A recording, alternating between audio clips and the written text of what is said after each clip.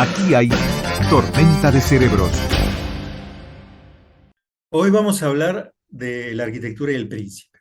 Al sudoeste de Inglaterra, en el condado de Dorset, se encuentra una pequeña ciudad modelo o propuesta urbana experimental que también se puede entender como un nuevo barrio anexo a la existente ciudad condal de Dorchester, que tiene hoy 19.000 habitantes. Este sector nuevo de la ciudad se lo conoce por Panbury, en inglés, y nace a partir de un master plan o plan director realizado por el arquitecto luxemburgués Léon Crier o Crier en 1988. El cliente y promotor principal de esta ciudad modelo es el duque de Cornwall, poseedor de ese lugar que hoy es el rey Carlos III de Inglaterra, creo que es. Desde 1342 se estableció por parte de la corona británica que se otorga ese ducado en herencia al hijo mayor del monarca británico reinante. El ducado tiene una cartera de inversiones financieras y posee tierras que suman hoy aproximadamente unos 541 kilómetros cuadrados, que para tener una idea es unos 24 por 24 kilómetros si fuese cuadrado, ¿verdad? Para entender la superficie que abarca. La oportunidad de construir una nueva comunidad o community, como se le dice en inglés, surgió en 1987 de la decisión tomada por la autoridad de planificación local que se llama el Consejo del Condado Oeste de Dorset, que tomó la decisión de expandir la ciudad del condado hacia el oeste.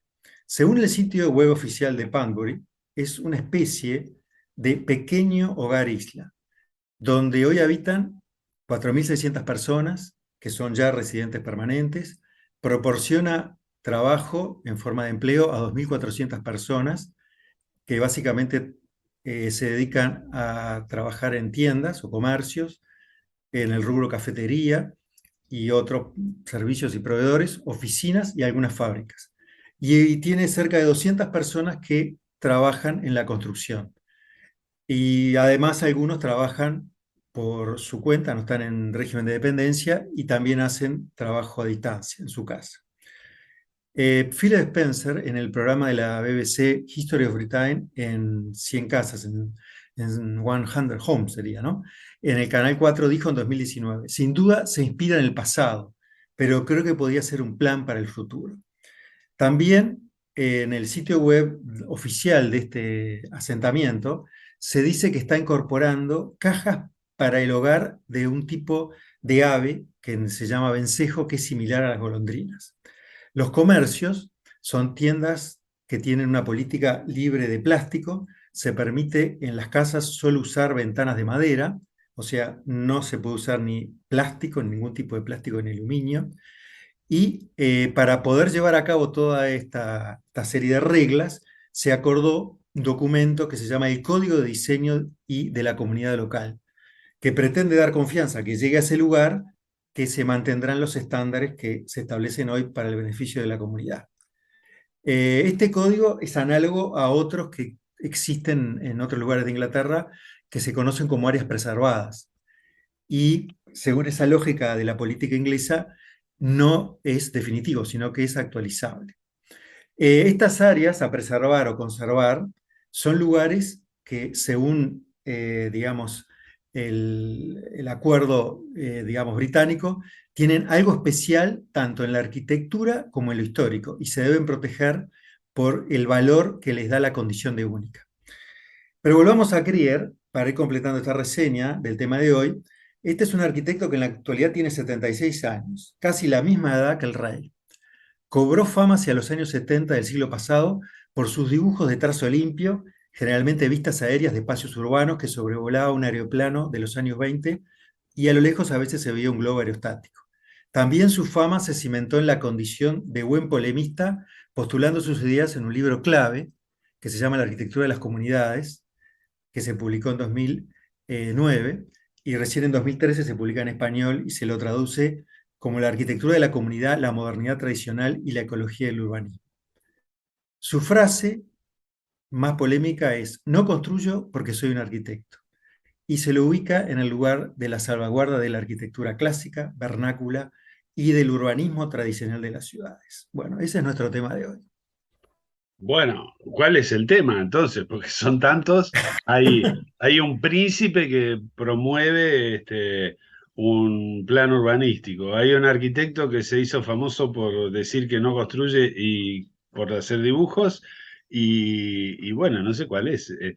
Bueno, De todo eso, ¿cuál es el tema? el tema de hoy es que el príncipe Carlos, que ahora es rey, Sí, eh, cuando tenía 40 años, fue, digamos, dejó una actitud, no sé, como, no sé si decir principesca, sino que intenta tener una injerencia social fuerte. Y parece que le interesó el tema de la arquitectura, ¿verdad? sí, eso era bastante conocido, ¿no? Siempre tenía Exacto.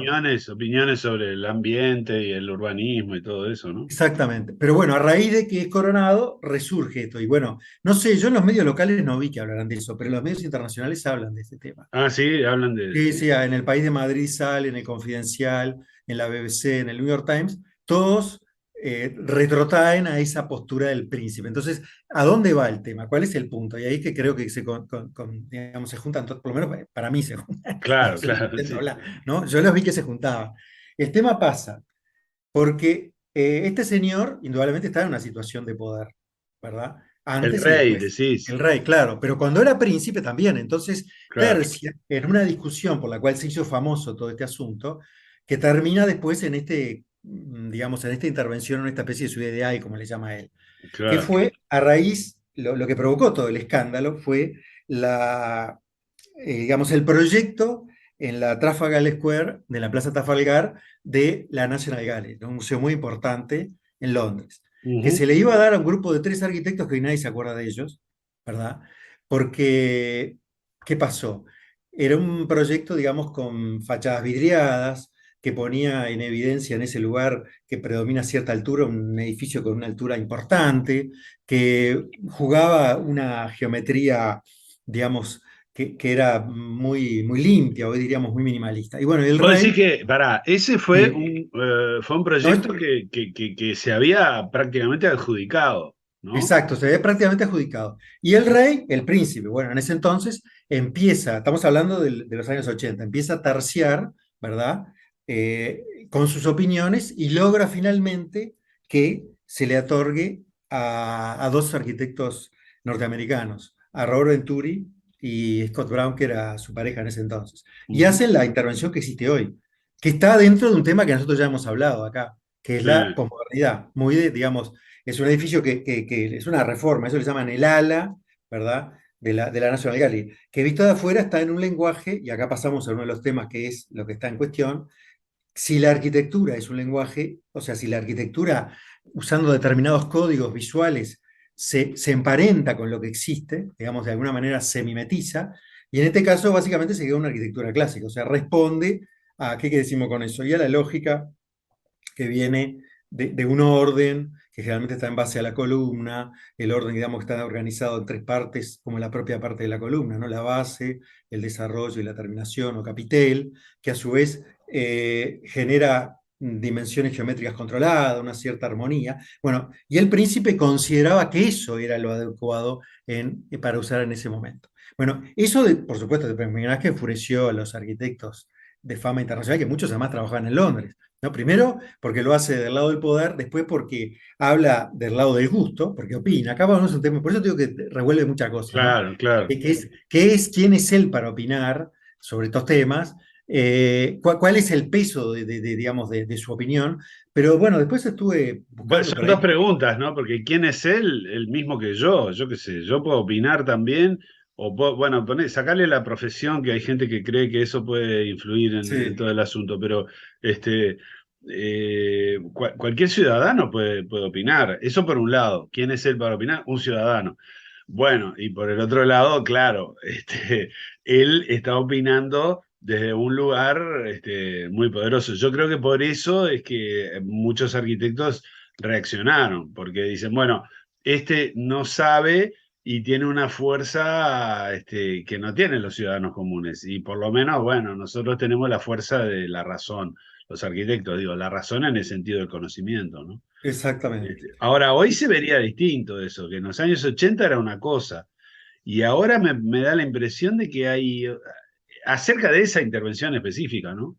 Sí, sí, sí. Este, Bueno, él en su momento molestó a gente como Herzog, que era del grupo de Sorry de Muró, a Foster, a Renzo Piano, Frangheri, a Zaha Hadid, bueno, todo eso que era, digamos, el jet set de la arquitectura, eh, digamos, justamente de esa que él le molestaba tanto, obviamente se enojó mucho con el rey. Y ahí viene lo de Krier, que para mí está conectado, porque claro, él tampoco me parece, digamos, tan naif, porque The Guardian, porque a partir de esto estuve tratando de buscar qué es lo que dicen los distintos medios. The Guardian, que ellos se autodenominan como un medio independiente, ujú, ha sido un gran fustigador de esa postura del rey, ¿no? Más bien sería digamos, un discurso más alineado, o sea, el rey quedaría en una postura conservadora y The Guardian quedaría en una postura más renovadora, ¿no?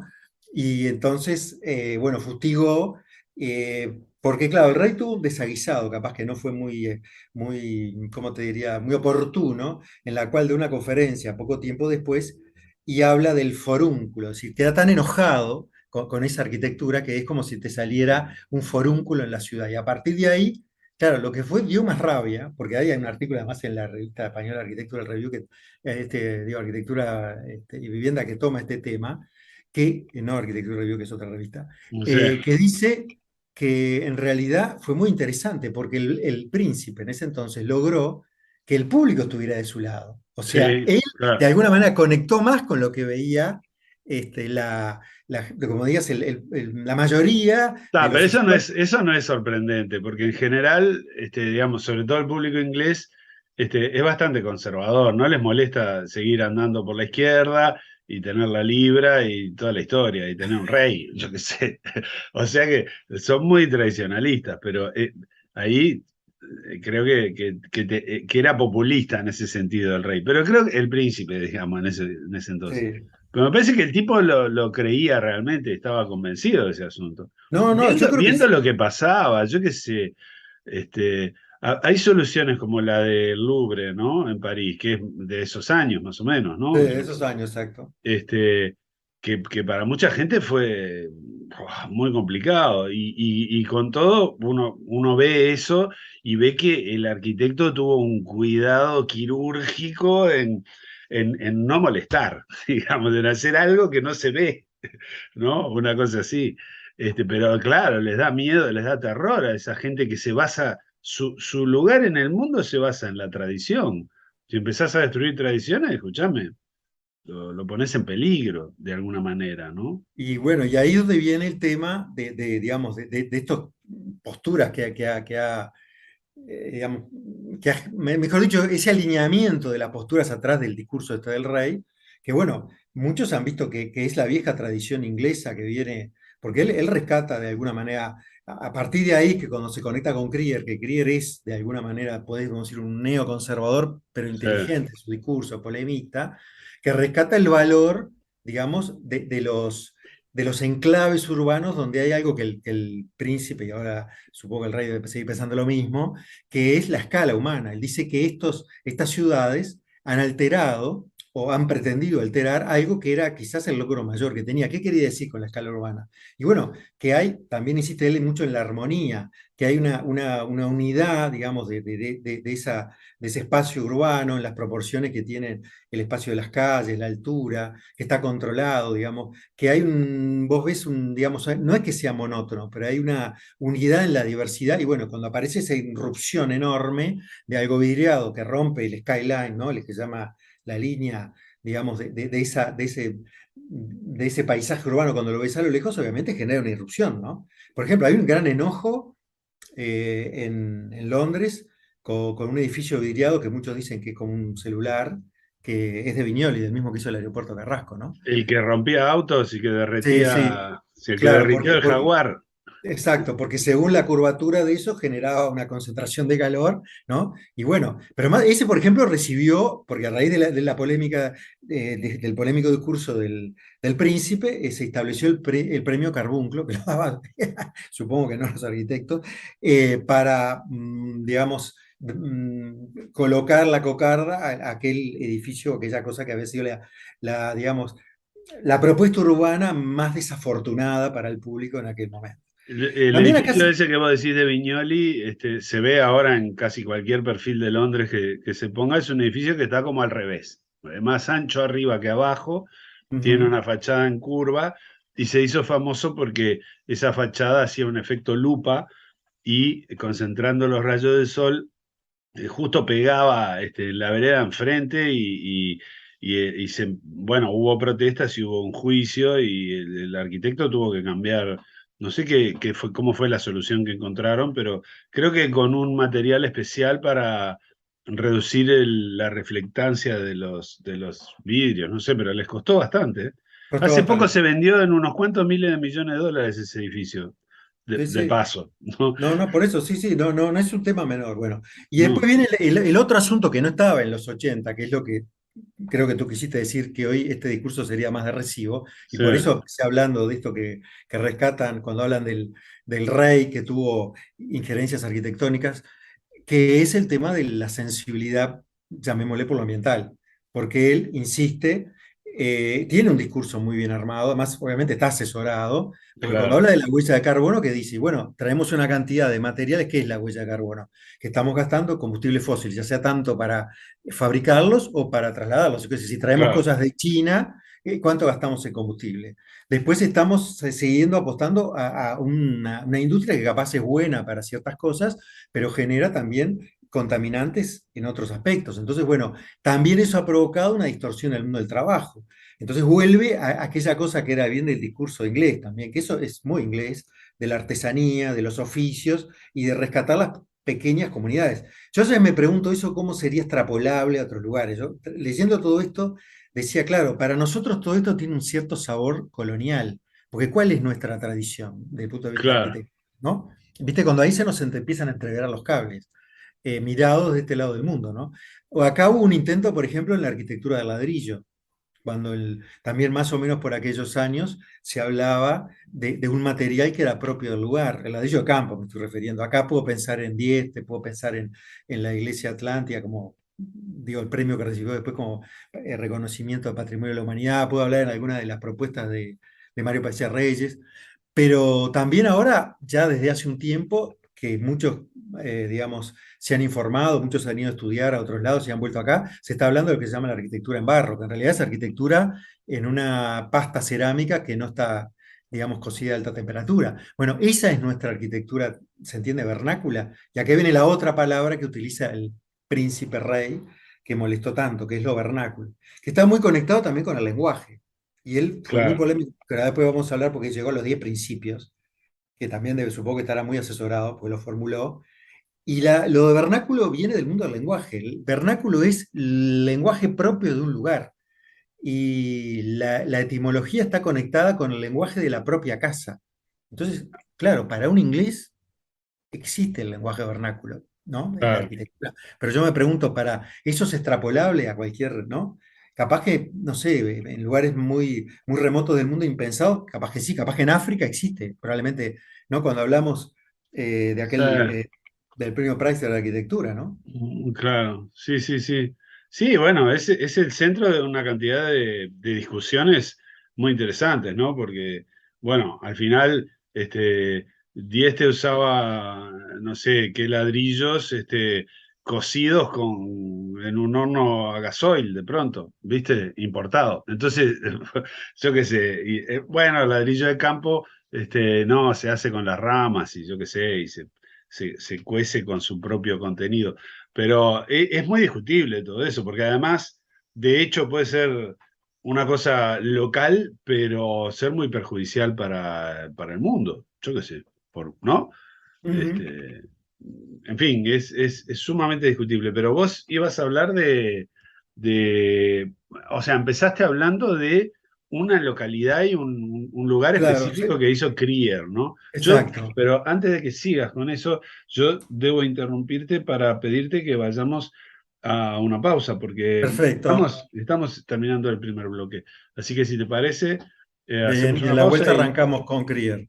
ahí está, Krier y supongo que vas a hablar de esos 10 principios o 10, no sé, Exactamente, los 10 principios. un decálogo. Bueno, muy bien. Estamos con Roberto Lambagen hablando de el príncipe urbanista, ahora el rey urbanista. Ahora el rey Gol. Pero viste que es interesante el tema, ¿no? No es, no, porque, no sé, a mí me parece interesante, capaz que por estas latitudes, viste que la monarquía genera mucha antipatía, ¿no? No, claro, sí. Bueno, alguien ha dicho, Roberto, que Mm, el rey está tan preocupado por el urbanismo porque la corona es la dueña, la principal dueña de tierras de Gran Bretaña. claro, Por lo sí, sí, por tanto, supuesto. ¿cómo no se va a preocupar el tipo si es el dueño?